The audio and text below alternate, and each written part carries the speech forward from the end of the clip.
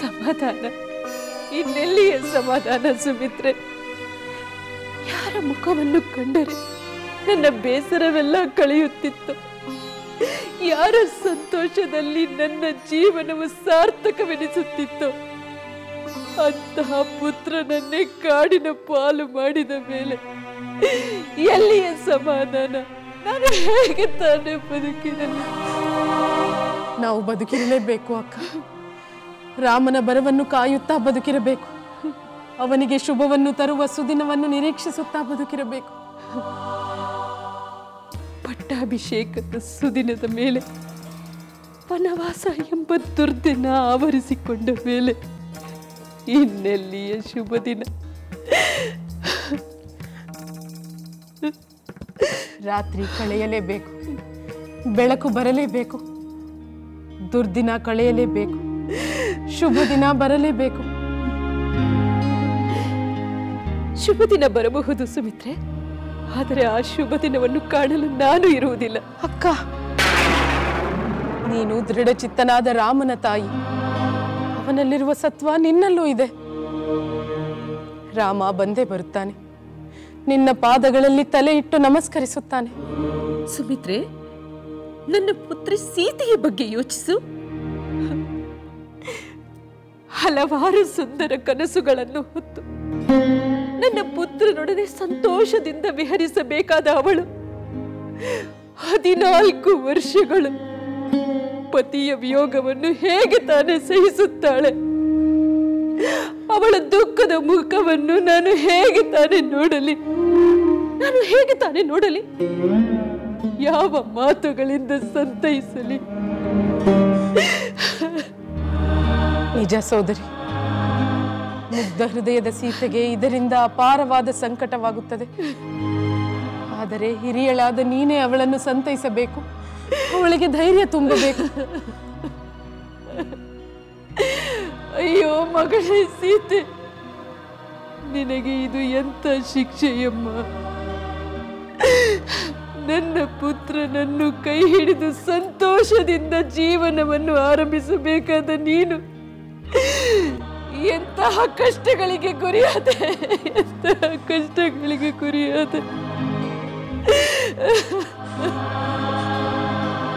ಅಕ್ಕ ಸುಮಿತ್ರೆ.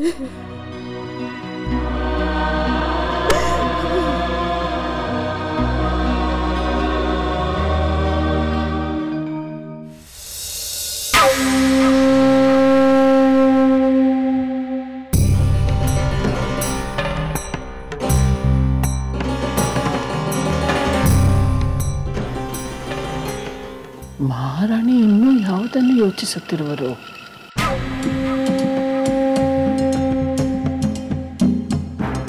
ಮಹಾರಾಣಿ, ಏನನ್ನು ಯೋಚನೆ ಮಾಡುತ್ತಿರುವಿರಿ? ನೀವು ನೆಟ್ಟ ಗಿಡ ಫಲ ಕೊಡುವುದು ಖಚಿತವಾದ ಮೇಲೆ ಚಿಂತೆ ಮಾಡಬಾರದು.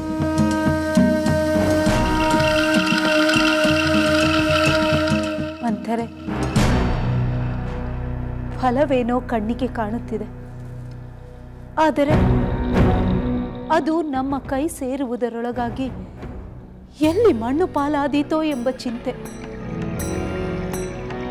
ನನ್ನ ಪುತ್ರ ಭರತ ಅಲಂಕರಿಸುವ ಸಿಂಹಾಸನ ನನ್ನ ಕಣ್ಣೆದುರಿಗೆ ರಾರಾಜಿಸುತ್ತಿದೆ,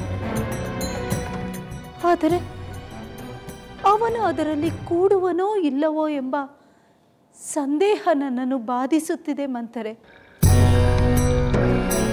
ಅಂಥ ಚಿಂತನೆಗೆ ಯಾವ ಕಾರಣವೂ ಇಲ್ಲ ಮಹಾರಾಣಿ. ನಿಮ್ಮ ಕೋರಿಕೆಯನ್ನು ಮಹಾರಾಜರು ಒಪ್ಪಿದ ಮೇಲೆ ಭರತ ಸಿಂಹಾಸನವೇರುವುದರಲ್ಲಿ ಯಾವ ಸಂದೇಹವೂ ಇಲ್ಲ.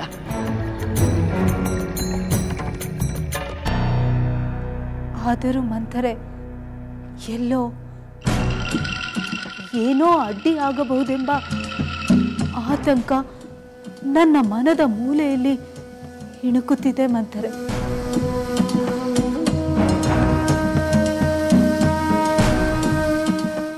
ಮಹಾರಾಣಿ, ರಾಮ ಅಯೋಧ್ಯೆಯಿಂದ ಎಷ್ಟೆಷ್ಟು ಬೇಗ ದೂರವಾಗುತ್ತಾನೋ ಭರತನಿಗೆ ಸಿಂಹಾಸನ ಅಷ್ಟಷ್ಟು ಬೇಗ ಹತ್ತಿರವಾಗುತ್ತದೆ. ರಾಮ ಕಾಡು ಪಾಲಾದಂತೆ ಸಿಂಹಾಸನ ನಮ್ಮ ಭರತನ ಪಾಲಾದಂತೆ. ಅಂದರೆ ಏನು ನಿನ್ನ ಮಾತಿನ ಅರ್ಥ?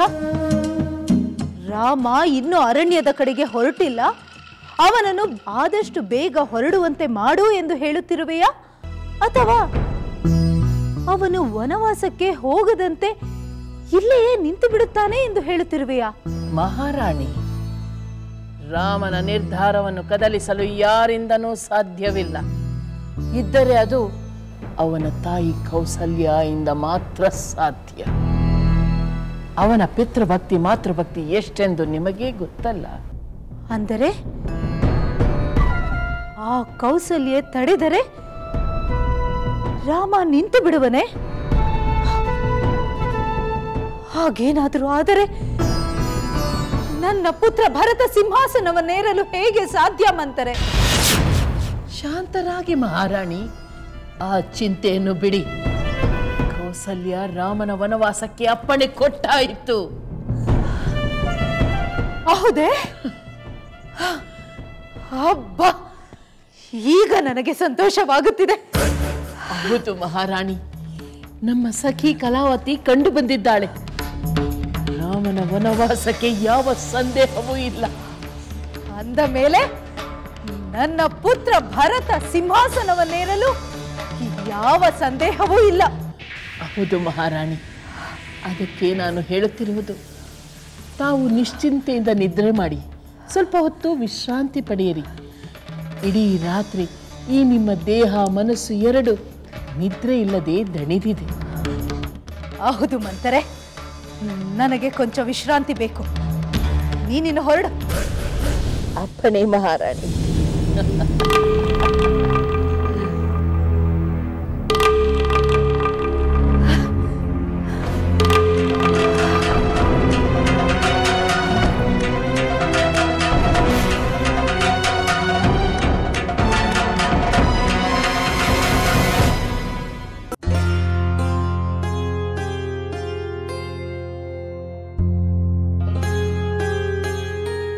ಏಕೆ ಮೌನವಾದಿರಿ ಸ್ವಾಮಿ? ದೇವಿ, ಯುವರಾಜ ಪಟ್ಟಾಭಿಷೇಕವಾಗಿದ್ದರೆ ನಾನು ಪರಿವಾರ ಸಹಿತ ಇಲ್ಲಿಗೆ ಬರುತ್ತಿದ್ದೆ. ಆದರೆ ಪಟ್ಟಾಭಿಷೇಕವಾಗಲಿಲ್ಲ ದೇವಿ. ಅದು ಆಗುವುದೂ ಇಲ್ಲ. ಆಗುವುದಿಲ್ಲ ಅಂದರೆ ಏನು ನಿಮ್ಮ ಮಾತಿನ ಅರ್ಥ ಸ್ವಾಮಿ? ದೇವಿ, ನಾನು ಯುವರಾಜನಾಗದಿದ್ದರೆ ನಿನಗೆ ನಿರಾಸೆ ಆಗುತ್ತದೆಯೇ? ಆಗುತ್ತದೆ, ಆದರೆ ಅದಕ್ಕೆ ಕಾರಣವಿರಬೇಕು ಎಂಬ ಯೋಚನೆ ಬರುತ್ತದೆ. ಆ ಕಾರಣವೇನೆಂದು ಕೇಳಿದರೆ ನೀನು ನಿನ್ನ ನಿರಾಸೆಯನ್ನು ಮರೆಯುತ್ತೀಯಲ್ಲವೇ? ಖಂಡಿತ ಮರೆಯುತ್ತೇನೆ. ನನ್ನ ಹೃದಯ ಸಾಮ್ರಾಜ್ಯದ ಚಕ್ರವರ್ತಿಯಾಗಿ ಸದಾ ವಿರಾಜಮಾನರಾಗಿರುವ ನೀವು ಯುವರಾಜರಾಗುವುದಿಲ್ಲ ಎಂದು ಚಿಂತೆ ಮಾಡುವುದಿಲ್ಲ.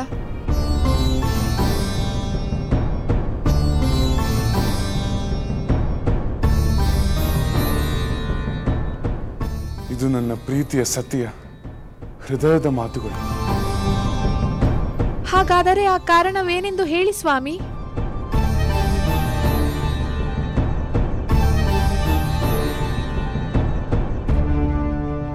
ದೇವಿ, ನನ್ನ ಕಿರಿಯ ಮಾತೆ ಕೈಕೇಯಿ ದೇವಿಯವರ ಅಭಿಲಾಷೆಯಂತೆ ಭರತನಿಗೆ ಪಟ್ಟಾಭಿಷೇಕವಾಗಬೇಕು. ನಾನು 14 ವರ್ಷ ವನವಾಸಕ್ಕೆ ಹೋಗಬೇಕು ದೇವಿ.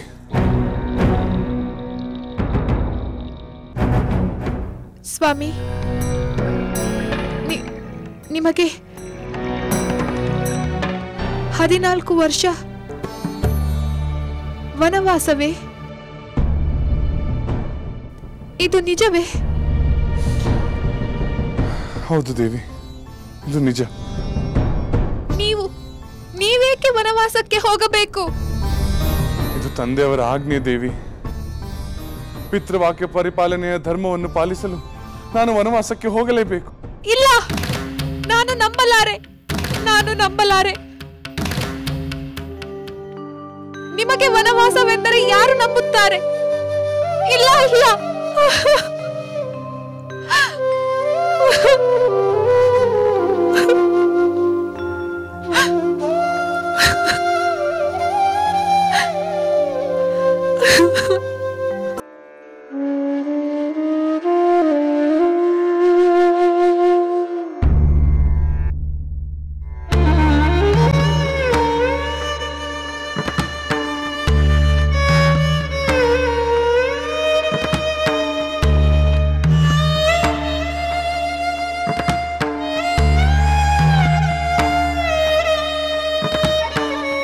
ವೃದ್ಧಾಪ್ಯದಿಂದ ಚಪಲ ಚಿತ್ತನಾದ ವಿವೇಕ ಶೂನ್ಯನಾದ ಈ ರಾಜನ ಆಜ್ಞೆಯನ್ನು, ರಾಜನೀತಿಯನ್ನು ಯಾರು ತಾನೇ ಪುರಸ್ಕರಿಸುತ್ತಾರೆ? ಬೇಡ ಲಕ್ಷ್ಮಣ, ಬೇಡ. ಮಮತಾ ಮೂರ್ತಿ ಅಂತ ನಮ್ಮ ತಂದೆಯವರನ್ನು ಹೀಗೆ ನಿಂದಿಸಬೇಡ. ಇದು ಬರೀ ನಿಂದನೆ ಅಲ್ಲ ಸಹೋದರ, ವಾಸ್ತವವನ್ನು ಪರಿಶೀಲಿಸಬೇಕಾದ ರಾಜನೀತಿ. ಕೈಕೈಯಲ್ಲಿ ಆಸಕ್ತನಾಗಿ ಕಾಮುಕನಾದ ಬುದ್ಧಿ ಶೂನ್ಯನಾದ ನಮ್ಮ ತಂದೆಯನ್ನು ಈಗಲೇ ಸಂಹರಿಸುತ್ತೇನೆ. ಲಕ್ಷ್ಮಣ,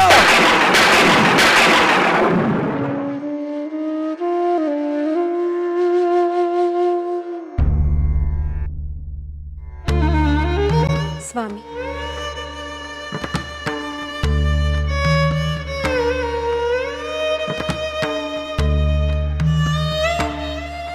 ಚಿಂತೆಯ ಕಾರ್ಮೋಡ ಕವಿದ ನಿಮ್ಮ ಮುಖವನ್ನು ನನ್ನಿಂದ ನೋಡಲಾಗುತ್ತಿಲ್ಲ. ಅನಿರೀಕ್ಷಿತಗಳ ಆಘಾತದಿಂದ ನೀವು ನೋಯುತ್ತಿರುವಿರೆಂದು ನನಗೆ ಗೊತ್ತು. ಸಮಾಧಾನ ಮಾಡಿಕೊಳ್ಳಿ. ಸಮಾಧಾನ? ಇನ್ನೆಲ್ಲಿಯ ಸಮಾಧಾನ? ಸಹೋದರನಿಗೆ ಪಟ್ಟಾಭಿಷೇಕವಾದರೆ ಮಾತ್ರ ನನಗೆ ಸಮಾಧಾನ, ಬೇರಾವುದರಿಂದಲೂ ನನಗೆ ಸಮಾಧಾನವಾಗುವುದಿಲ್ಲ. ಸಹೋದರನ ಪಟ್ಟಾಭಿಷೇಕಕ್ಕೆ ಅಡ್ಡಿಯಾದ ಎಲ್ಲ ಪ್ರತಿಬಂಧಗಳನ್ನು ನಿಗ್ರಹಿಸಿ ನಾನೇ ಅವನ ಪಟ್ಟಾಭಿಷೇಕ ಮಾಡಬಲ್ಲೆ. ಸಹೋದರ ರಾಮಚಂದ್ರ ತನ್ನ ಮಾತಿನಿಂದಲೇ ನನ್ನನ್ನು ನಿರ್ಬಂಧಿಸಿ ಬಿಟ್ಟ. ಊರ್ಮಿಳೆ, ನನ್ನನ್ನು ಅಸಹಾಯಕರನ್ನಾಗಿ ಮಾಡಿಬಿಟ್ಟ.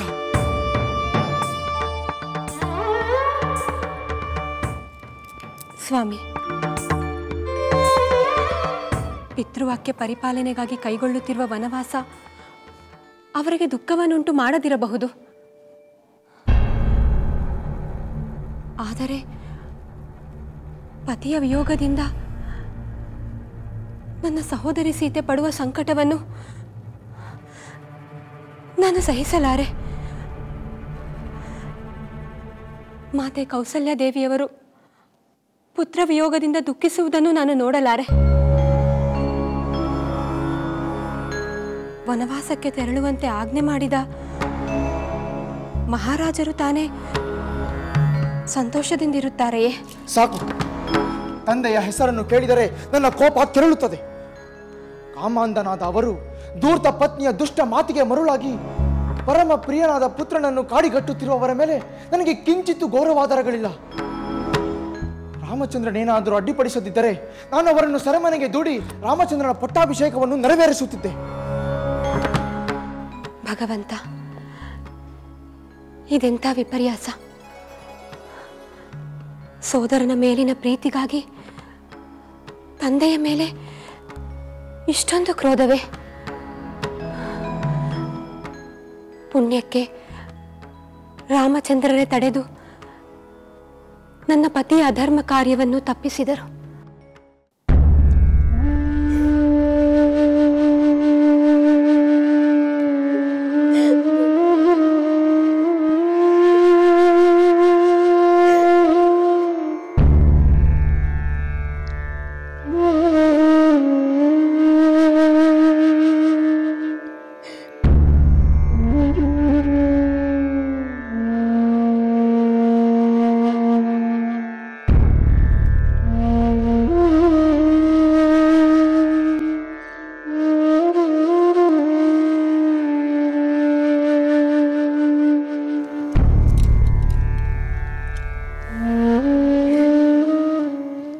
ದೇವಿ, ಭರತನಿಗೆ ಪಟ್ಟವಾಗುತ್ತದೆ, ನನಗೆ ವನವಾಸವಾಗುತ್ತದೆ ಎಂದು ಇಷ್ಟೊಂದು ದಿಗ್ಭ್ರಾಂತಳಾದ. ಸ್ವಾಮಿ, ಇಂಥ ಅನಿರೀಕ್ಷಿತ ಆಘಾತವನ್ನು ಹೇಗೆ ಸಹಿಸಿಕೊಳ್ಳಲಿ? ನಿಮ್ಮ ಪಟ್ಟಾಭಿಷೇಕದ ಸಂಭ್ರಮದ ಸುಂದರ ಕಲ್ಪನೆಯಲ್ಲಿದ್ದ ನನ್ನ ಮನಸ್ಸು ಇಂಥ ಹಾಲಾಹಲವನ್ನು ಹೇಗೆ ಅರಗಿಸಿಕೊಳ್ಳುತ್ತದೆ? ದೇವಿ, ಅಮೃತವನ್ನು ಬಯಸುವವರು ಹಾಲಾಹಲವನ್ನು ಸ್ವೀಕರಿಸಲೇಬೇಕಾಗುತ್ತದೆ. ಈ ಯುವರಾಜ ಪದವಿ ದೊಡ್ಡದೆ?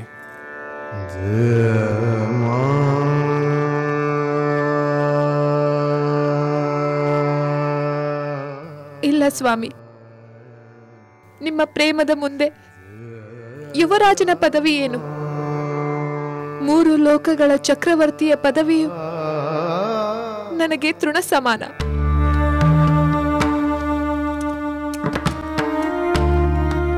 ಮತ್ಯಾಕೆ ಕಳವಳ ದೇವಿ?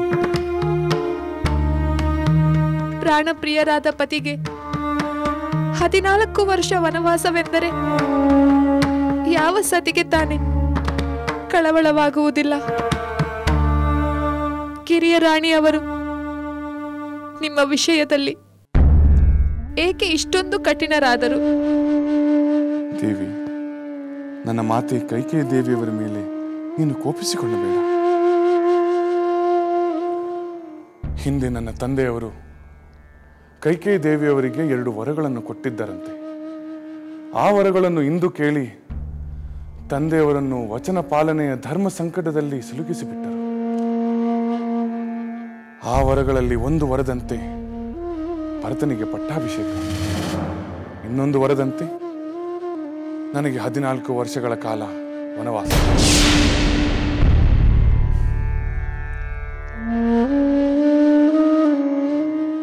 ಸ್ವಾಮಿ, ಕ್ಷಮಿಸಿ. ನಿಮ್ಮಷ್ಟು ಸ್ಥಿರ ಪ್ರಜ್ಞತೆ ನನ್ನಲ್ಲಿಲ್ಲ.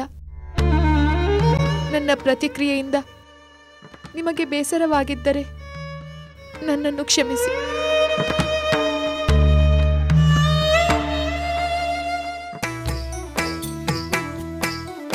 ಲಂಕೆಯಲ್ಲಿನ ದುರುಳ ದರ್ಪವು ಸೀತೆ ಸಹನೆಗೆ ಸೋತಿತು. ಅಂಕೆ ಇರದ ಅಸುರ ಕುಲವು ರಾಮ ಬಾಣಕ್ಕೆ ಅಡಗಿತು. ದೂರವಿರಲಿ ಸನಿಹವಿರಲಿ ರಾಮ ಹೃದಯ ನಿವಾಸಿನಿ. ಯುಗವು ಯುಗವು ಸಾಗಲಿ ಅಕಳಂಕ ಪ್ರೇಮ ಪ್ರಬೋಧಿನಿ. ಅಮರ ಗಾಧೆ ಧರಣಿ ಜಾತೆ ಸಾಧ್ವೆ ಸೀತೆ ಸುಚರಿತೆ. ಸಹನ ಶಕ್ತಿ ಪತಿಯ ಭಕ್ತಿ ಲೋಕಮಾನ್ಯ ವಂದಿತೆ.